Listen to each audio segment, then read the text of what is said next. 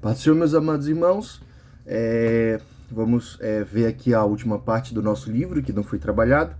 Vamos ver a partir da página 71, o tópico Qualificações do Obreiro para a Obra Missionária.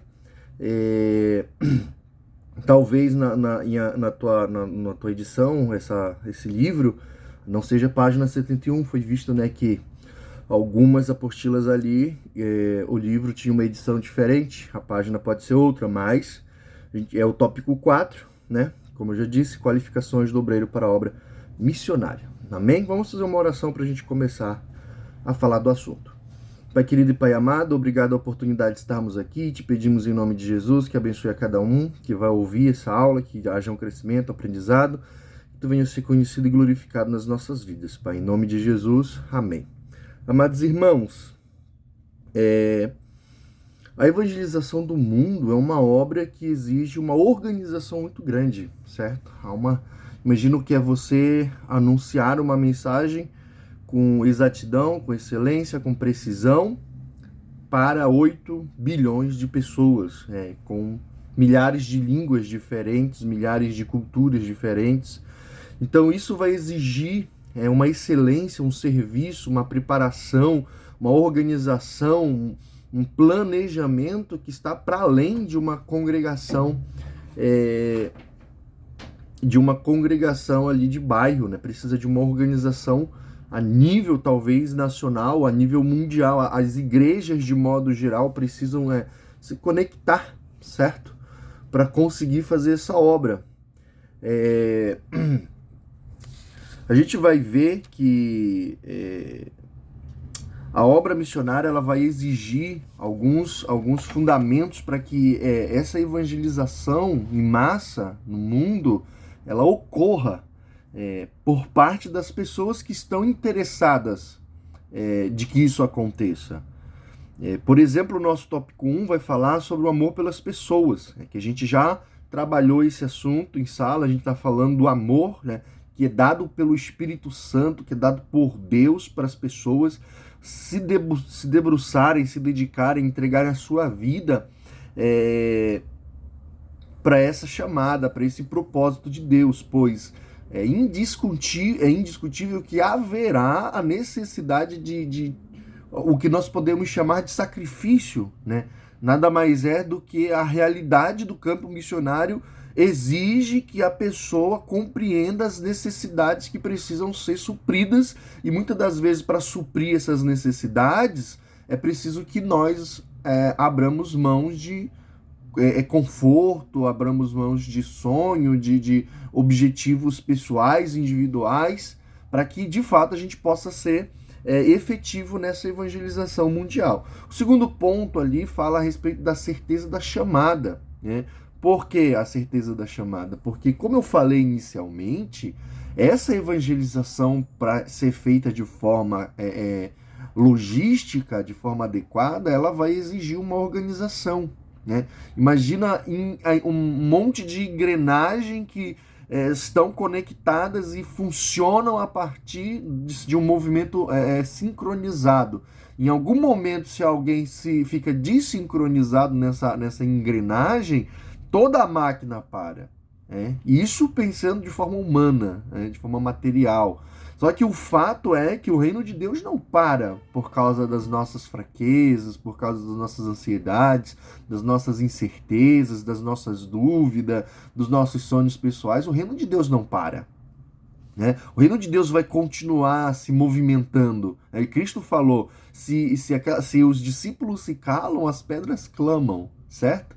Então a gente precisa compreender que o nosso chamado ele precisa ser convicto. Eu tenho que ter uma certeza em Deus e no Espírito Santo, porque muitas das vezes algumas pecinhas que precisam estar na engrenagem para ela funcionar com excelência, elas não vão estar lá, né? Elas vão se negar a estar lá, elas vão buscar de alguma forma um argumento, um pensamento, uma ideia que vai fazer ela estar distante de sua posição ideal, e acaba que outras pessoas vão sofrer por causa disso.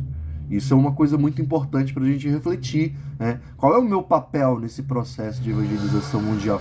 Como que eu auxilio, como que eu ajudo, como que eu não deixo os meus irmãos na mão e garanto a eles uma estrutura necessária para que essa evangelização ocorra.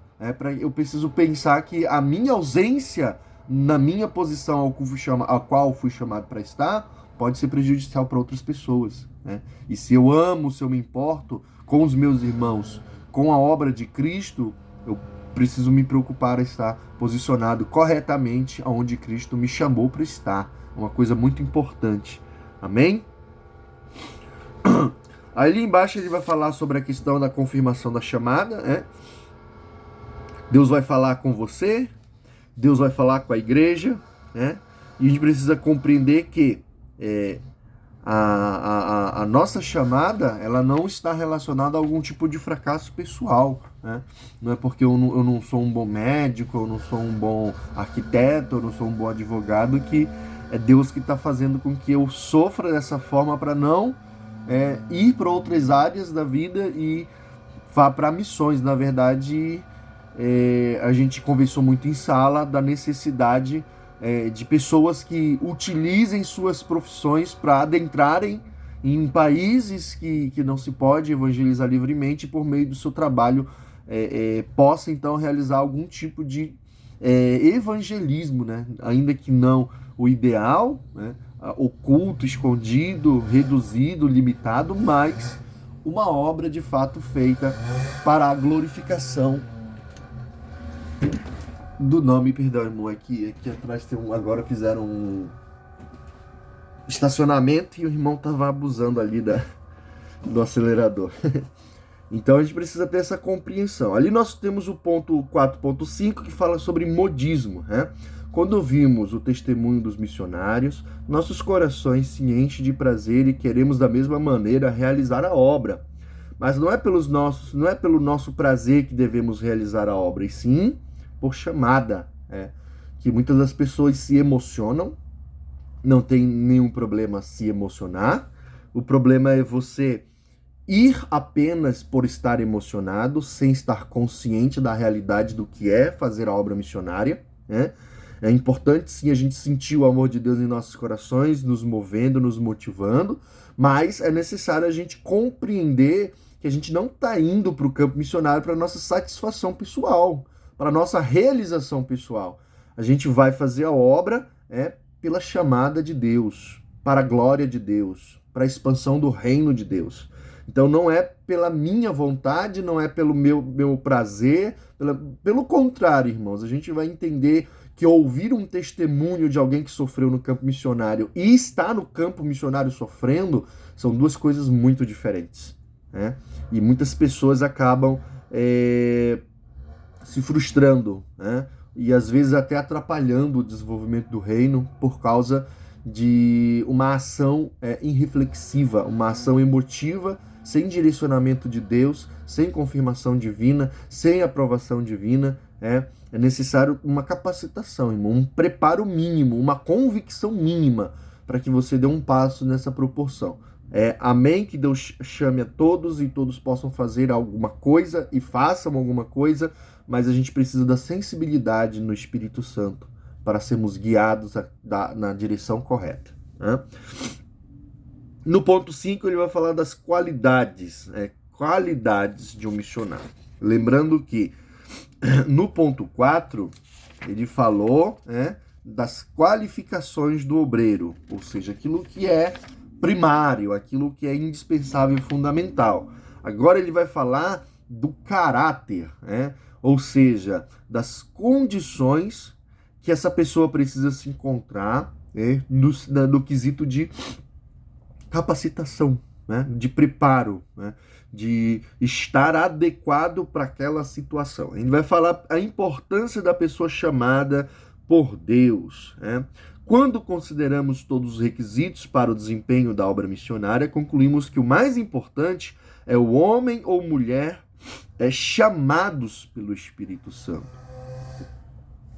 É fato que Deus chamou todas as pessoas para fazer a sua obra, porém existem chamados específicos, chamados pontuais. Até porque a capacidade que cada indivíduo tem para realizar alguma coisa no reino, diferencia entre indivíduo e indivíduo. E todas as funções são necessárias, indispensáveis, importantíssimos, e não existe uma relação de superioridade ou inferioridade entre as funções exercidas. Todas essas questões são mera leitura humana, a forma como o ser humano se posiciona sobre esses assuntos. Mas o reino de Deus, na obra de Deus, todas as funções são parte do corpo de Cristo e para a glória de Cristo. Tudo que fazemos, irmãos, não fazemos para receber algum tipo de reconhecimento, mas fazemos para que Cristo seja conhecido e glorificado. Então, quando a gente parte desse pressuposto, dessa ideia de que fazemos para Cristo ser conhecido e glorificado, tudo que é feito para a glória de Deus. E quando a gente tem em mente que é para a glória de Deus, fazemos com excelência e todas as funções são importantes. Amém? Então, essa é a importância da pessoa chamada por Deus. Quando Deus te chama para uma função, pense que é o arquiteto do universo que está designando você para essa função. Em seguida, vai falar cheios do Espírito Santo. Jesus ele vai fazer uma fala muito importante que a gente precisa pesar aqui. Jesus diz assim, muitos são chamados, porém são poucos escolhidos. Deus tem uma chamada para todas as pessoas. Até para as pessoas que ainda não se converteram, já existe uma chamada que eles já deveriam estar fazendo, né? Mas estão seguindo os seus próprios rumos, suas próprias escolhas. E por isso não estão fazendo aquilo que Deus já designou para eles, né? E um dos pontos fundamentais para a ideia da escolha é a questão de ser cheio do Espírito Santo, irmãos. É importante a gente ressaltar que ser cheio do Espírito Santo não está restrito à ideia de dons e talentos. Né? A gente geralmente evidencia a ideia de ser cheio do Espírito Santo, a manifestação dos dons e dos talentos que o Espírito Santo dá. Mas isso é só uma característica de uma pessoa que é cheia do Espírito Santo. O caráter do indivíduo que é cheio do Espírito Santo é moldado pelo Espírito Santo. Então, junto com os dons e os talentos, vem um caráter que reflete a própria pessoa de Jesus. Uma responsabilidade, uma devoção, uma fidelidade, um fervor, uma constância que não é natural do ser humano, que é sustentada pelo fato deste indivíduo ser cheio do Espírito Santo. Então é muito importante a gente ter em mente que o homem escolhido, chamado e que vai realizar a obra, ele precisa ser cheio do Espírito Santo nesses dois aspectos, refletindo o caráter e os talentos necessários para realizar a tarefa que Deus deu para o indivíduo. Né? Ele fala assim, homem ou mulher sensíveis ao Espírito Santo. Né? E isso está intimamente ligado, direcionado com a ideia de caráter, porque o indivíduo que ele é sensível, ele ouve a voz, ele compreende a voz, ele sabe a expectativa, ele atende a expectativa que o Espírito Santo está o Isso é ser sensível ao Espírito Santo, irmãos. É quando você conhece, discerne e é guiado nas suas decisões, nas suas escolhas, no seu comportamento, no seu caminhar pelo Espírito Santo de Deus. Essa é a ideia de ser cheio do Espírito Santo. É uma vida de santidade, é uma vida de dedicação. E aí ele fala o ponto B, que é o Espírito Santo nos dá. Ele nos dá a comissão, ou seja, a direção em relação ao que a gente vai fazer no reino, isso é a comissão, porque o reino é amplo, irmão, a gente não tem como fazer tudo no reino. Então a gente precisa da direção do Espírito Santo para saber, dentro do reino, das muitas funções, das muitas coisas, dos muitos lugares que eu posso ser usado, qual que Deus está me direcionando nesse momento hoje da minha vida. Para onde que o Espírito Santo está me direcionando, certo? A sabedoria, né? Ou seja, a capacidade de saber como lidar, como decidir, como fazer dentro daquilo que eu fui chamado para fazer. Muitas pessoas, às vezes, elas não têm a sabedoria, são chamadas, são cheias, mas elas não sabem como lidar com os problemas, elas não sabem lidar com aquilo que não foi planejado, né? Geralmente, quando a pessoa está nesse sentimento, né, de ir fazer a obra, na mente dela vai dar tudo certo e vai acontecer tudo perfeitamente e não vai ter nenhum tipo de imprevisto e Deus vai montar um caminho bonitinho para ele ir caminhando, e isso não é a realidade do campo missionário, né? Deus não é uma babá, certo? Então ele vai sim prover quando ele decidir prover, mas muitas das vezes Deus, ele justamente testando o nosso caráter, nos coloca em circunstâncias que a gente tenha sabedoria para tomar decisões, para saber o que fazer, certo? Isso é a prática dos seus princípios. Deus nos dá os seus princípios e ele quer que a gente os pratique.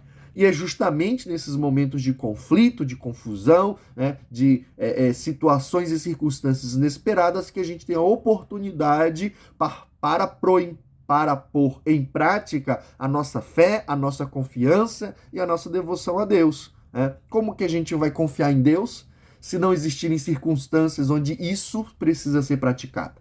É muito fácil falar sobre confiar. Né? Outra coisa é você estar em uma circunstância que exige confiança, que exige a certeza de que Deus te chamou e que no momento certo ele vai providenciar, né? E eu saber me comportar diante dessa situação. Né? Isso é a sabedoria. Em seguida ele vai falar do poder, Deus nos dá o poder, né? E é necessário porque a cada passo que a gente avança nas circunstâncias geográficas, a gente vai lidar com potestades, com principados, com todo tipo de autoridade maligna. E nós, seres humanos, não temos naturalmente poder para lidar com isso, né? Então a gente precisa justamente praticar a confiança nesse momento, sabendo que o poder do Espírito Santo nos foi dado, nos foi confirmado para a gente realizar essa obra. Né?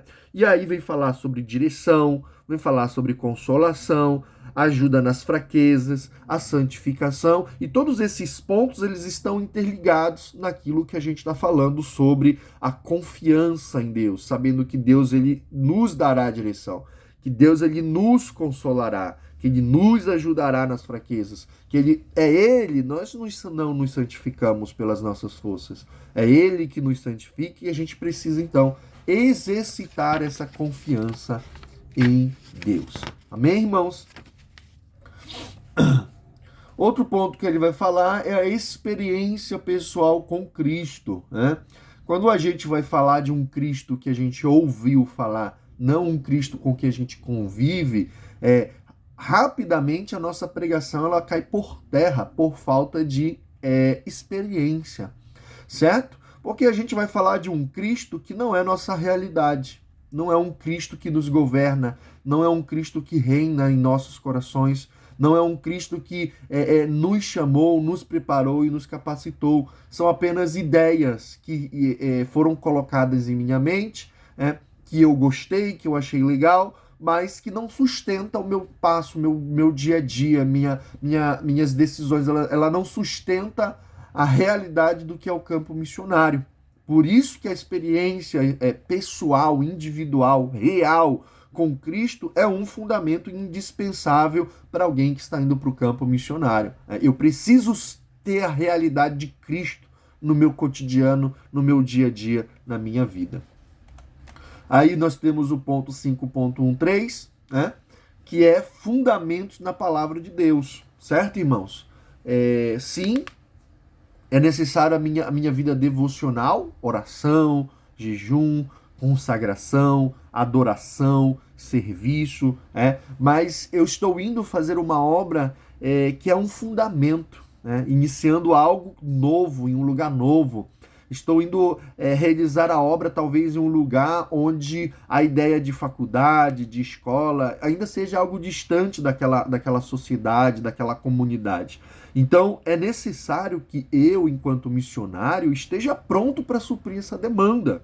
E por isso, o fundamento da palavra de Deus, irmãos.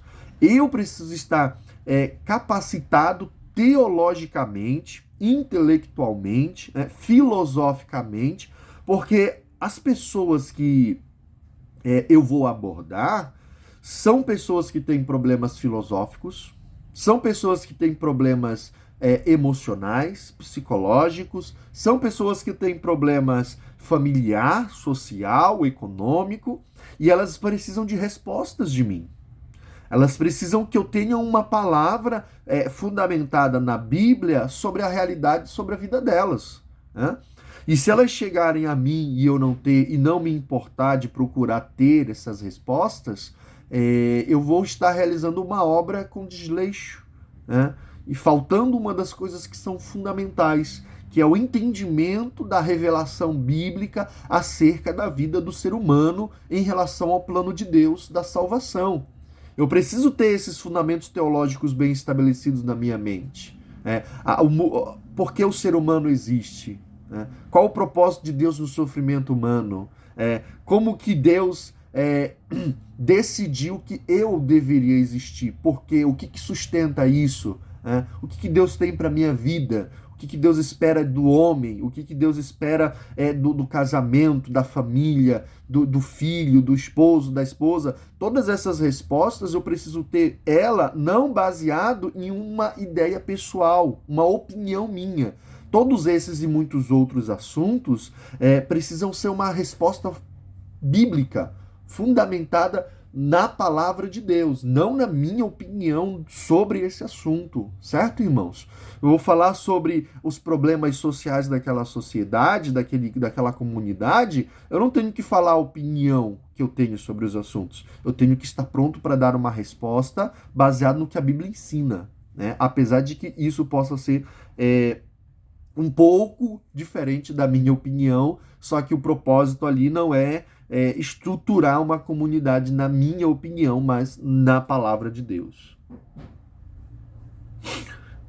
Aí ele vai falar de outra coisa, que é reconhecido pela igreja como homem ou mulher de Deus, né? A gente tem como, por exemplo, Paulo e Barnabé, que foi o Espírito Santo que chamou eles para fazer a obra, porém eles eram conhecidos na comunidade, né? A igreja local reconhecia eles como servos de Deus, ao ponto de que eles serviam na igreja, eles serviam os irmãos, certo? Então esse é um ponto muito importante que a gente precisa ter em mente, que há uma necessidade de que haja, não que Deus esteja limitado a isso, certo? Mas pela forma como a igreja se organiza, né? A igreja, ela é um corpo. Imagina quando uma pessoa faz transfusão de órgão, e para aquilo dar certo, é necessário que o corpo aceite aquele órgão, reconheça aquele órgão e tenha compatibilidade, certo? Então, nós, irmãos, somos crentes em Cristo, temos nossas congregações, frequentamos nossas comunidades, estamos ali colocados e plantados por Deus, e é importante que a gente tenha em mente que o missionário ele vai precisar do apoio da comunidade. Ele fazer a obra de Deus sozinho é muito mais difícil e terão muito mais problemas para serem resolvidos. Então, quando esse indivíduo tem a estrutura, o apoio, as condições favorecidas pela comunidade que ele congrega, isso vai auxiliá-lo e beneficiá-lo, né? Capacitá-lo, potencializar aquilo que ele vai fazer no campo missionário. Então é importante que este indivíduo tenha o reconhecimento da igreja. Isso não fala só com a pessoa que está indo, irmãos. Isso fala com a gente que não está indo também. Por quê? Quantas pessoas Deus tem chamado e essas pessoas querem, estão se preparando para ir e a gente não conhece essas pessoas. A gente não sabe das necessidades dessas pessoas.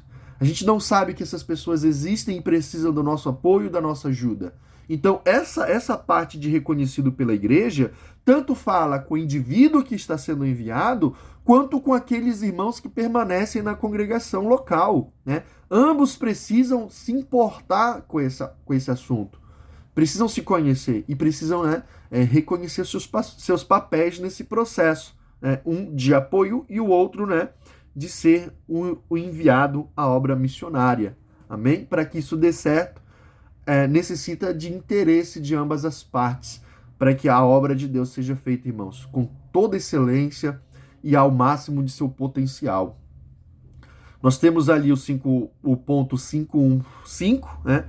Homem e mulher informados e atualizados. E aqui a gente chega num ponto, né, de muita divergência, de muitos conflitos. A gente sabe que a gente vive uma atualidade de constante mudança tecnológica, cultural, social. E o homem de Deus, a mulher de Deus, eles precisam ter essa disposição, né, de estarem atualizados sobre os assuntos, sobre as pautas, sobre as leis que ocorrem, até para que ele saiba uma direção sobre o que fazer, como fazer, até para seu próprio resguardo, a ter a sabedoria. A gente estava falando do ponto ali de sabedoria, e entra na sabedoria a ideia da prática, da inteligência praticada, até para ele conseguir, irmãos, introduzir o evangelho da forma mais suave e ao mesmo tempo impactante, que venha ter resultados positivos, né? Não gerar uma confusão, não gerar conflitos desnecessários. A gente sabe que não tem como fugir do conflito, né? Nem sempre a decisão está em nossas mãos de evitar o conflito. Às vezes as pessoas querem um conflito e a gente precisa saber lidar, lembrando que nós somos pacificadores, né? Os filhos de Deus serão, né, os pacificadores, herdarão o reino dos céus. Nós precisamos ser pacificadores. Então, essa sabedoria dada por Deus pode nos auxiliar. E o conhecimento e a informação da atualidade é uma ferramenta importante e necessária para o homem de Deus, irmãos.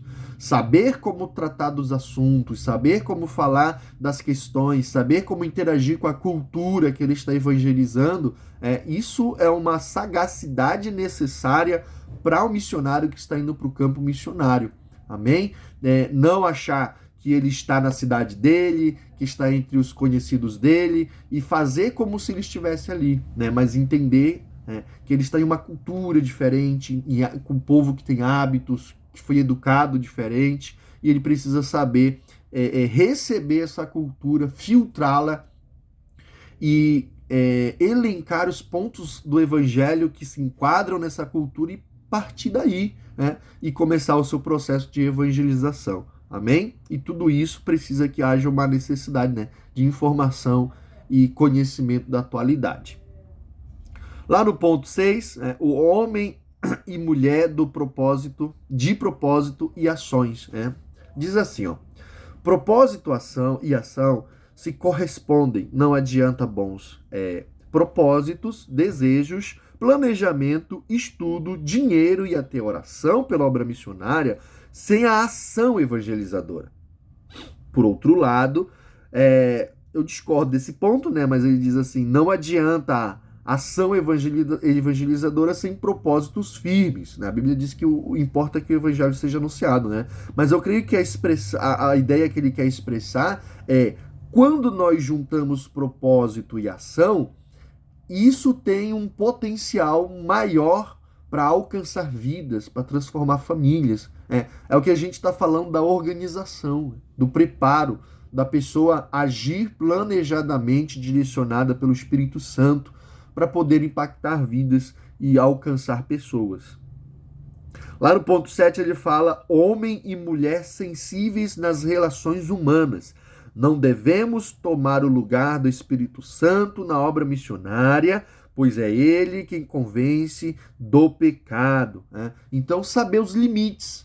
O homem de Deus, ele precisa saber seus limites, o propósito de sua função. O missionário, o obreiro, o evangelista, aquele que anuncia Cristo, ele não convence ninguém de nada. Ele não está ali, ele é um instrumento usado pelo Espírito Santo. Ele é como uma caixa de som que o Espírito Santo fala. E assim, irmãos, limitado, muito limitado. Então a gente compreender que mesmo todo esse preparo necessário e indispensável não é a garantia de nada, que é a atuação do Espírito Santo que garante tudo, certo? Sim, todo esse preparo é importante, é melhor para o próprio missionário, né? Evita muito sofrimento desnecessário para o próprio evangelista, né? Mas compreender que não é isso que faz as pessoas se converterem. Não é o fato de eu ter conhecimento teológico, de eu ter me preparado, de eu ter estudado a língua, a cultura. São coisas que o Espírito Santo vai usar como sua estratégia para falar, né? Mas não somos nós, irmãos. Então, essa compreensão, né, de ter sensibilidade nas relações humanas, ela é indispensável, né? Porque uma das coisas que eu preciso ter quando eu chego numa comunidade nova para implantar um trabalho é ter o respeito das pessoas, né? O respeito nos abre a porta para as pessoas nos ouvirem. E quando a gente não tem sensibilidade, que a gente não é sensível nas relações humanas, a gente acaba ferindo as pessoas. A gente acaba magoando, irritando, chateando as pessoas, sem que o Espírito Santo tenha nos dado algum tipo de direção, apenas porque achamos que tem que ser assim e que a gente tem que convencer as pessoas na força. Não é dessa maneira, né? Ter o contato com as pessoas, mostrar amor, sensibilidade, mostrar compreensão, né? E por meio da prática do evangelho, né, da compaixão, né, da misericórdia, né, independente das circunstâncias das pessoas, né? Não importa, a gente, infelizmente, isso é uma coisa que ocorre muito, né, que as pessoas olham para pessoas de outras religiões, de orientações sexuais que são divergentes aos nossos princípios bíblicos e acham que essas pessoas são os nossos inimigos, né? Mas elas se posicionam como os nossos inimigos, né? Quando uma pessoa de religião afrodescendente olha para uma pessoa evangélica, né, e quer confrontar, quer perseguir, a gente precisa entender que a Bíblia mostra claramente que esse indivíduo, por mais que ele esteja sendo usado por Satanás, essa pessoa não é Satanás. Essa pessoa é um alvo do evangelho, né? E por meio da prática da misericórdia, da compaixão, da paciência, da longanimidade, mostrar o amor de Cristo para essas pessoas na prática, na ação, construindo um respeito, construindo um diálogo, construindo, né, uma cultura onde as pessoas elas se sintam confortáveis na nossa presença. É uma forma da gente garantir o próprio anúncio do evangelho, né? E lembrando, irmãos, o Espírito Santo que está conosco, ele é maior do que o espírito desse mundo. Então a gente não tem que temer, a gente não tem que ter receio, dúvida, né? A gente tem que confiar na palavra e no Espírito Santo, né? E anunciar Jesus, anunciar o evangelho, no meio que as aberturas nos são dadas. O problema é que muitas pessoas, né, ao chegar no momento de evangelização, ao invés de construir uma confiança e de construir um diálogo, as pessoas já fecham as portas, né? Lembra de Paulo lá, quando ele chega em Atena? Ele chega acusando as pessoas de idolatria, irmãos. Ele chega acusando as pessoas de blasfemar contra Deus. Não, ele usa de sabedoria, de estratégia. Ele constrói uma ponte de comunicação e diálogo com aquelas pessoas. Ele constrói uma confiança. Ele constrói um contato com aquelas pessoas. Um ponto de contato com aquelas pessoas. Vocês são religiosos. Nossa, que coisa admirável a dedicação de vocês na religião de vocês. Imagina, irmão, a gente falar isso para uma pessoa de religião afrodescendente, que são, né, as pessoas de religião afrodescendente, são pessoas dedicadíssimas nas suas religiões, nos seus rituais. É basicamente o que o apóstolo Paulo fez. Não quer dizer, irmãos, que a gente concorda com a religião deles, mas a dedicação na religião deles, às vezes, é muito maior do que os cristãos na fé em Jesus que dizem que é o Deus verdadeiro.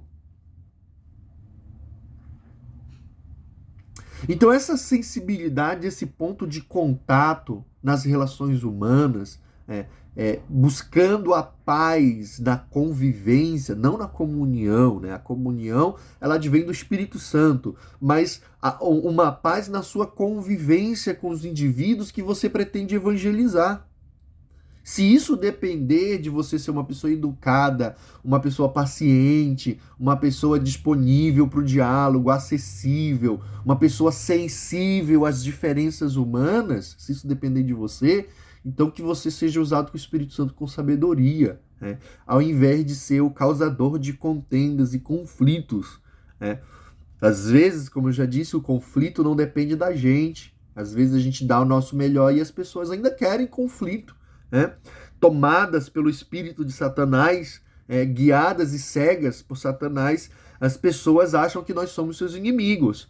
A gente vai dar o nosso melhor. Isso não justifica algum tipo de retaliação da nossa parte. Pelo contrário, irmãos, aqui cabe a misericórdia, aqui cabe a compaixão, aqui cabe compreender o mundo espiritual, entender que não é aquela pessoa, entender que são as potestades, os principados, os demônios, que cegaram culturalmente aquele indivíduo e agora eu tenho a luz da verdade. A Bíblia deixa muito claro, que a luz ela faz as trevas recuarem, mas existe uma reação das trevas. E a gente precisa entender que o diabo fará tudo o que puder para cegar e manter as pessoas escravas. E cabe a nós sabedoria, cabe a nós inteligência, e cabe a nós sagacidade para lidar com essas relações humanas, pois a gente precisa de contato com as pessoas. Sem contato com as pessoas não existe salvação, irmãos, não existe evangelização, E aí Deus vai começar a levantar as pedras no nosso lugar, porque a gente não sabe lidar com as pessoas. Seguindo, sobre esse assunto nas relações humanas, ele vai usar o exemplo de Jesus. Ele vai citar o exemplo de Jesus e a mulher samaritana, e a forma como Jesus faz isso é um escândalo para a cultura, Isso é um ponto muito interessante, irmãos? Imagina Jesus abordando uma mulher dentro de uma cultura onde isso era uma coisa inadmissível, uma coisa escandalosa por causa dos parâmetros culturais. Mas Jesus, com toda a sabedoria, ele sendo sensível às relações humanas, ele primeiro tirou os empecilhos, os discípulos. Os discípulos eram empecilhos, porque se os discípulos estivessem junto com ele, não haveria abertura, A mulher samaritana não se abriria, não confiaria, não iria construir um diálogo de confiança com Jesus por causa dos discípulos. Então Jesus ele preparou o terreno adequadamente para construir esse contato, esse diálogo, essa confiança por parte dela nele, E isso nos fica como exemplo, irmãos, O trato com as pessoas. Mas é pecador. E não somos pecadores? E aí ele vai falar também o exemplo de Paulo, quando ele chega em Éfeso, e tem todas aquelas questões da deusa Diana, E em algum momento aquelas pessoas que tanto veneravam Diana acabam abandonando, deixando de lado essa prática, mas a forma como o apóstolo Paulo lidou com isso, lidou com essas questões, ela foi um instrumento usado pelo Espírito Santo. Aqui ele vai falar assim, o Demétrio, fabricante de imagem da deusa Diana, diante dos prejuízos financeiros, que essa mudança de comportamento dos homens de Éfeso lhe causaram, iniciou e incitou o povo contra Paulo. Uma multidão juntou-se gritando por quase 2 horas: grande é a Diana dos Éfesos. Paulo, porém, pregou o evangelho, que modificou a vida de muitos daqueles cidadãos daquela cidade idólatra, de tal maneira que o escrivão da cidade, tendo apaziguado a multidão, disse: porque estes homens que aqui trouxestes nem são sacrilégio nem blasfêmia da vossa deusa. No capítulo 17 de Atos, temos outro exemplo nas relações humanas de Paulo, né? Que é aquele exemplo que eu já lhe dei. Né? Então, esse tato para lidar com as pessoas é uma necessidade muito grande do evangelizador. Né? Nós temos o ponto 8 ali, o obreiro conceituado, né? Na igreja e no campo missionário. É aquela ideia de respeito que eu falei anteriormente, né? A gente precisa ter duas coisas das pessoas que a gente vai evangelizar: respeito e confiança. Respeito porque se essas pessoas não te respeitam, elas não levam a sério o que você está falando. Então você precisa que as pessoas olhem para você e saibam que você é um homem de Deus, que você é uma pessoa respeitada, que você é uma pessoa de princípios, é uma pessoa de palavra, é uma pessoa íntegra, digna. Então, a partir disso, das pessoas saberem que você é uma pessoa respeitável, elas vão dar crédito para o que você está falando. E aí vem a ideia da confiança, irmãos? Porque as pessoas, para se abrirem, para contar seus problemas, para expressar suas dúvidas, muitas pessoas podem ter dúvidas sobre Deus, sobre Jesus, e elas têm receio de compartilhar isso, porque elas não sabem se você vai respeitar elas. E aí você entende a relação de respeito e confiança. Para alguém confiar em você, tem que te respeitar. E você precisa se mostrar uma pessoa respeitável. Na prática, na ação. Porque quando alguém vai e expressa as dúvidas, a forma como você recebe essas dúvidas mostra se você é uma pessoa confiável ou não. Se você é uma pessoa que sabe ouvir, pronto a ouvir, é uma das exigências para ser um presbítero. Alguém que consegue ouvir, tardio no falar. Certo, irmãos? É uma necessidade que o missionário precisa saber ouvir as dúvidas, os medos, os receios, os traumas das pessoas. Respeitando essas pessoas, respeitando os processos históricos, culturais que fazem dessa pessoa quem ela é nesse momento. E é a partir daí que a gente tem a oportunidade, irmão. É a partir desse momento que nós temos oportunidade de falar do poder da palavra, do poder do Espírito para mudar a realidade delas. Irmãos? Sem esse respeito, sem essa confiança, o processo de evangelização ele está em defasagem. Não o evangelho, mas a nossa prática de evangelização está em defasagem. Porque nós mesmos estamos sendo empecilhos para o conhecimento das pessoas a respeito do evangelho, da pessoa, da obra, do caráter de Jesus, por causa das nossas limitações morais, éticas, espirituais, enfim. E ali nós temos o ponto 9, que fala sobre homem e mulher humildes. A igreja, grande ou pequena, iniciante ou de muitos anos, pertence a Deus e nela somos somente servos. Não devemos pretender ter a primazia, como fez Diótrefes. Então, uma coisa muito importante que a gente precisa ter em mente é que a obra de Deus já deixa isso claro. A obra de Deus. Nessa obra, nós somos servos. Nessa obra, nós somos funcionários, nós somos formiguinhas fazendo o seu trabalho, a sua parte, a qual foi chamado realizar. E essa consciência nos leva a uma prática de humildade muito importante, muito necessária. Eu já vi muitas pessoas magoadas, muitas pessoas entristecidas, abatidas. A gente pode criticar as suas razões? Podemos criticar as suas razões. Mas de que maneira a minha crítica à razão dessas pessoas vai fazer com que elas mudem? Pensa, por exemplo, uma pessoa que queria dialogar, ser amigo do obreiro, do pastor, mas o pastor precisava dar atenção às pessoas que contribuem mais ou que são mais vistas, e acabou deixando de lado aquele indivíduo. Ele se entristeceu, ficou abatido, e decidiu não frequentar mais a igreja, decidiu se afastar, ficou magoado. a gente pode falar, isso aí é uma atitude imatura dessa pessoa. De fato é. Mas como eu ficar dizendo, isso é uma atitude imatura, vai curar essa pessoa? Vai sarar a alma dela? Vai levar ela a ser madura? Né? A gente precisa entender que as pessoas têm tempos diferentes, processos diferentes, necessidades diferentes. Né? E esse irmão magoado, ele não precisa de uma crítica. A crítica virá no momento certo. Né? O processo de reflexão é necessário. E a reflexão ela surge a partir da crítica. Né? Mas como que esse irmão vai dar ouvido a que eu tenho a dizer, né?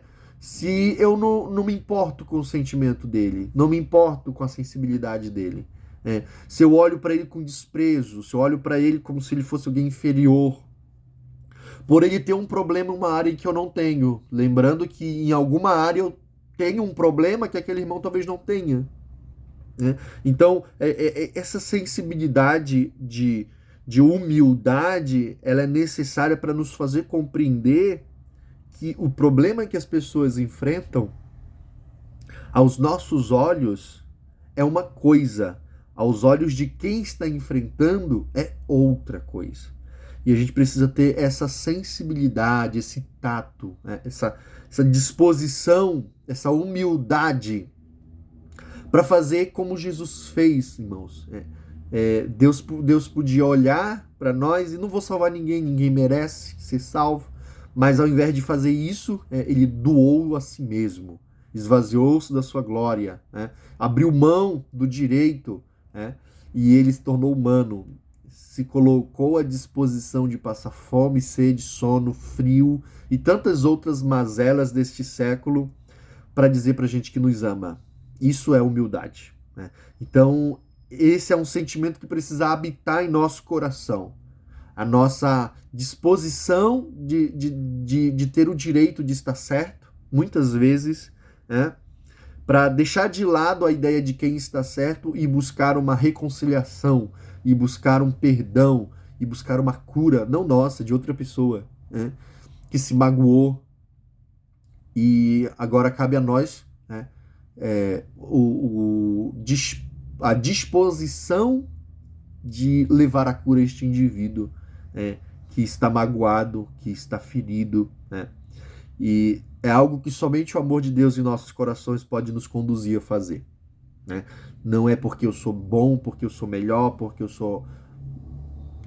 estou acima das outras pessoas espiritualmente, não. É quando o amor de Deus sensibiliza o nosso coração e que esse amor venha nos sensibilizar, porque existem muitas pessoas feridas, precisando de cura. O homem e a mulher de Deus, homem e mulher de Deus de moral elevado, já falamos sobre isso. Aí dentro desse ponto a gente vai falar sobre o equilíbrio financeiro. Nós temos dois extremos, a pessoa insensível e a pessoa hipersensível. A pessoa insensível é aquela pessoa que vê apenas as suas necessidades. Ela apenas nota o que ela precisa. E às vezes ela pode compartilhar, mas por medo ela não compartilha, como se ela tivesse certeza que estaria viva amanhã. E por causa disso essa pessoa se torna insensível à necessidade alheia, certo? Insensível, não consegue abrir mão de um conforto, abrir mão de alguma regalia, de algo que ela conquistou com o trabalho dela, para poder suprir a necessidade do seu semelhante. Ela é insensível. E aí nós temos do outro lado uma pessoa hipersensível, é aquele indivíduo que quer resolver o problema de todo mundo, é aquela pessoa que quer resolver o problema de todas as pessoas, como se ela tivesse o poder para fazer isso, e às vezes até expondo de forma desnecessária a sua família, a si mesmo. Então é necessária a busca por esse equilíbrio financeiro, ao ponto de que eu não sou insensível, de que eu abra mão, em algum momento da minha regalia, do meu conforto para atender uma necessidade pontual de alguém, irmãos, isso é uma expressão de amor, e não sendo exagerado, irmãos, ao ponto de que me desfaço de todas as coisas tentando resolver o problema de todo mundo, uma coisa inútil, uma coisa que não faz sentido, né? Até a pessoa mais bilionária do mundo, né, se ela distribuísse todos os bens que ela tem, ela se tornaria mais um necessitado, né? Então a sensatez, ela é necessária para esse ponto de equilíbrio, ao ponto de que eu supra as minhas necessidades, que eu supra as necessidades da minha família, caso o obreiro tenha família, e essa é a prioridade dele, né? E ao mesmo tempo possa ter a capacidade de ajudar alguém, né? De poder fazer a diferença num dia, no almoço, numa janta, numa semana, na vida de alguém, amém? E buscar esse ponto de equilíbrio necessário o obreiro, porque o fato é de que esse obreiro vai se deparar com muitas situações de necessidade alheia, e ele precisa ter pulso firme, ele precisa ter muita convicção em Deus, ele precisa ter muita maturidade, para não acabar ao mesmo tempo dando mau testemunho, sendo uma pessoa insensível, ou ao mesmo tempo se comprometendo e comprometendo inclusive a sua estadia no campo missionário na busca por resolver o problema de todas as pessoas. Nós temos o ponto 11, homem e mulher com pretensões missionárias. Para realizar obra missionária, o obreiro não deve possuir ambição por uma posição na estrutura eclesiástica. Dentro dos padrões da hierarquia atual da igreja, a sua meta deve ser ganhar vidas e formar igrejas, irmãos? Então, existe uma fala, né, que a expectativa é a mãe da decepção, né? Quanto maior a nossa expectativa sobre alguma coisa, maior pode ser a nossa decepção sobre isso. E muitas pessoas acabam se deprimindo porque pensam que ao passar 10 anos, 11 anos, 20 anos no campo missionário, elas merecem uma posição eclesiástica, esquecendo-se completamente de que as pessoas do corpo de obreiro estão ali pelo chamado, ou devem estar ali pelo chamado de Deus. Deus as chamou para estar ali. Esse é o fundamento bíblico. E se por um acaso Deus chamou o obreiro que está no campo missionário, então ele vai estar de acordo com o propósito divino.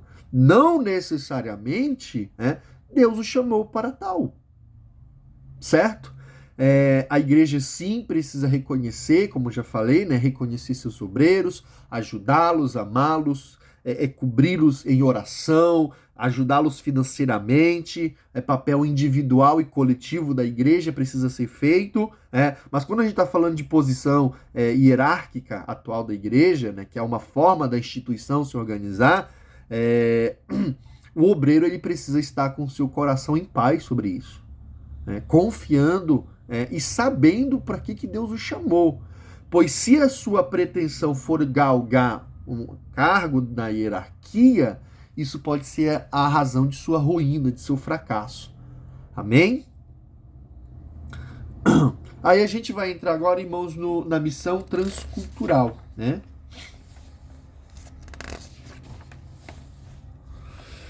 Eu não quero que esse vídeo fique muito longo, então mais uns 10 minutos, mais ou menos, no máximo, a gente já encerra. Então eu vou ser breve na pontuação desses assuntos, até porque a gente já abordou algumas dessas questões em sala de aula, certo, irmãos? Quando a gente vai falar de missão transcultural, a gente está falando de uma realidade que está além da cultura do indivíduo, a necessidade de um preparo, certo? Aí ele vai falar a ideia da cultura, A cultura é um complexo padrão de comportamentos, A cultura indica basicamente a diferença específica de um grupo social para o outro. Por que são brasileiros, por que são franceses?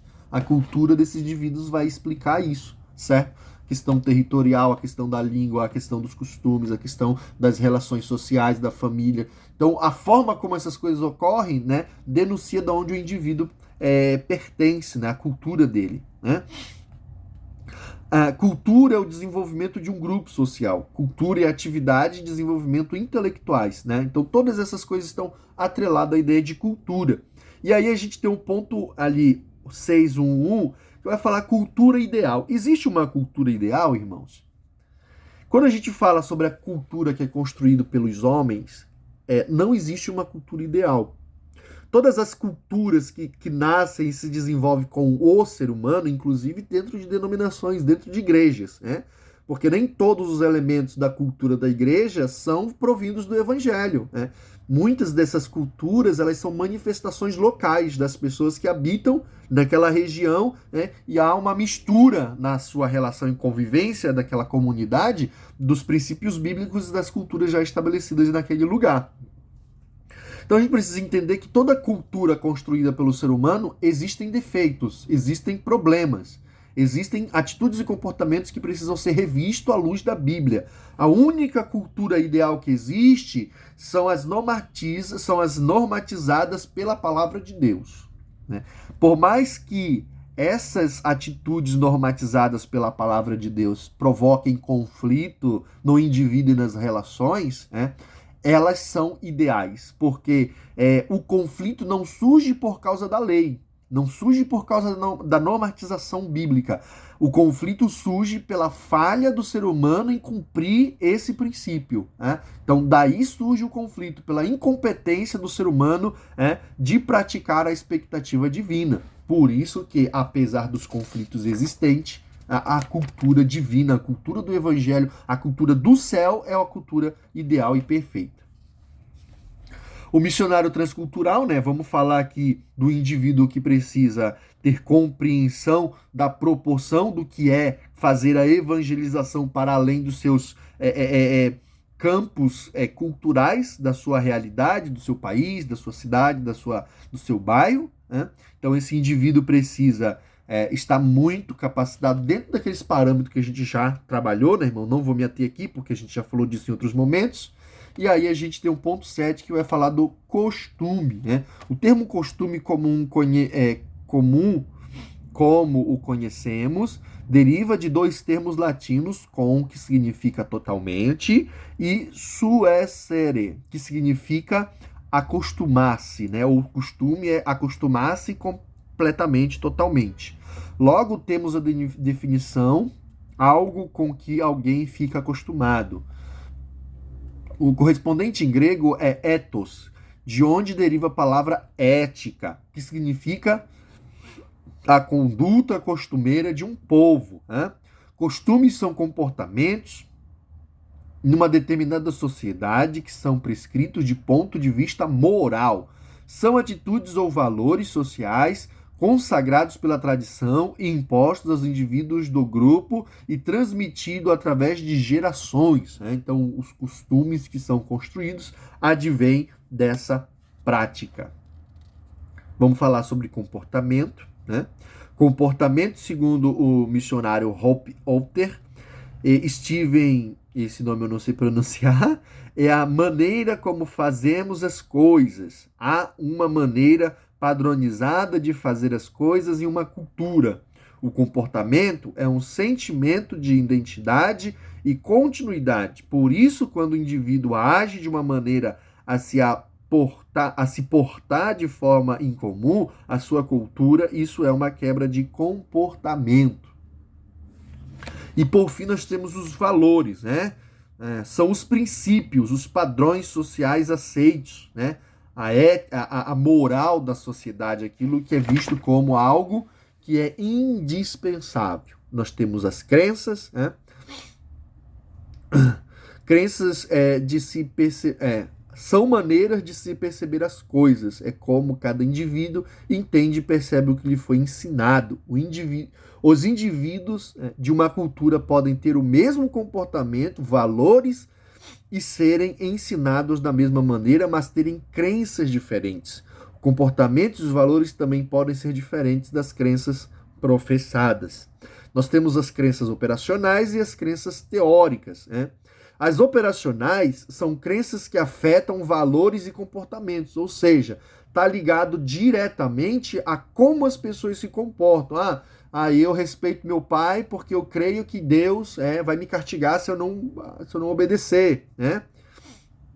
Então a atitude está ligada à crença, né? Nós temos as crenças teóricas, convicções expressas em palavras e que têm um impacto praticamente nulo sobre os valores e comportamentos, né? Por exemplo, eu creio que Deus criou o universo do nada, né? apesar de ser uma crença, isso não reflete um valor ético e moral direto no meu comportamento, certo, irmãos? E aí nós temos a ideia de cosmovisão. A cosmovisão é a forma como as pessoas veem o mundo, veem todas as coisas.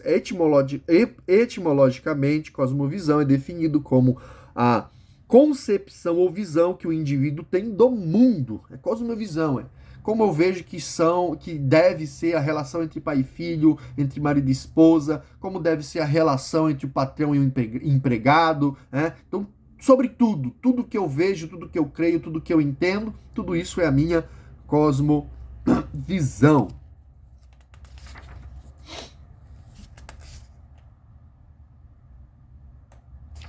E para a gente encerrar, a gente vai falar ali o evangelho e a cultura, né? E falando sobre o evangelho e a cultura, eu quero falar de forma específica o ponto 8.2, sincretismo e autoquitonia. O sincretismo, o novo dicionário da língua portuguesa define sincretismo nos seguintes termos, a reunião artificial de ideias ou de teses de origens diversas, visão de conjunto confusa e de uma totalidade complexa, amalgama de doutrinas ou concepções heterogêneas, fusão de elementos culturais diferentes ou até antagônicos em um só elemento. Por exemplo, quando a gente vai para o espiritismo, que mistura tanto as religiões de matriz africana quanto o cristianismo. Só que no cristianismo, vê-se os espíritos das religiões de matriz africanas como demônios, espíritos malignos, certo? Mas ao mesmo tempo ele tenta juntar essas duas coisas e harmonizá-las, apesar delas serem antagônicas, contrária uma à outra. E nós temos ali autóctone. Uma das definições dadas ao termo é que é oriundo da terra onde se encontra, sem ressaltar de imigração ou importação. Vou tentar explicar. Que é oriundo da terra onde se encontra, sem resultar de imigração ou importação. No entanto, temos uma outra definição que se coaduna melhor com a perspectiva missiológica.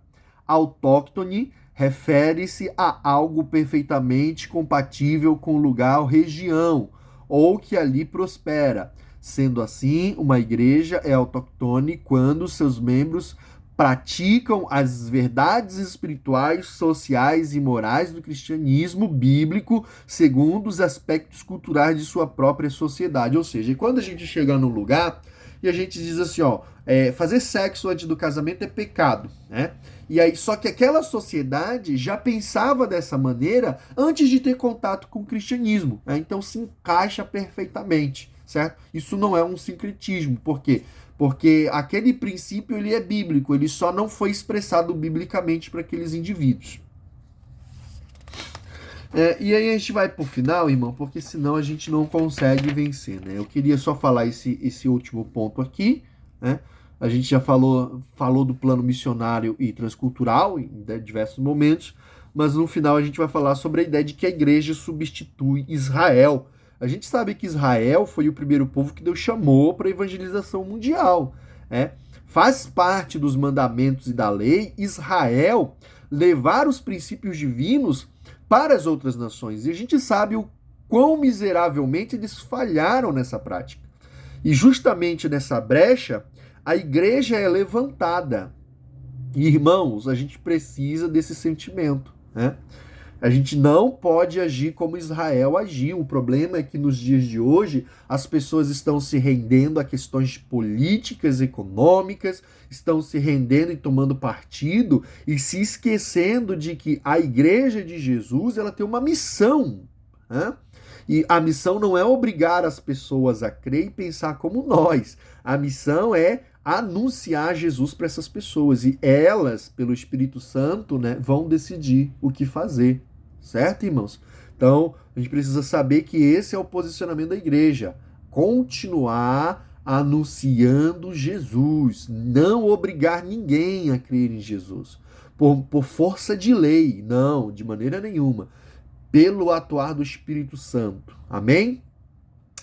Então, que os irmãos possam ficar com essa palavra, que Deus abençoe. Muito obrigado pela oportunidade de poder lecionar para vocês. E até uma outra oportunidade, se assim Deus nos conceder, irmãos. Deus abençoe em nome de Jesus. Oremos para encerrar. Deus nos abençoe, nos ajude a pensar em todos esses assuntos que a gente falou e que isso venha ter algum significado na nossa vida e nos impactar de alguma maneira. Em nome de Jesus, nos ajuda a te servir e anunciar o teu nome aos nossos semelhantes. Que o teu Espírito Santo nos capacite e nos use. Amém. Deus abençoe, meu irmão.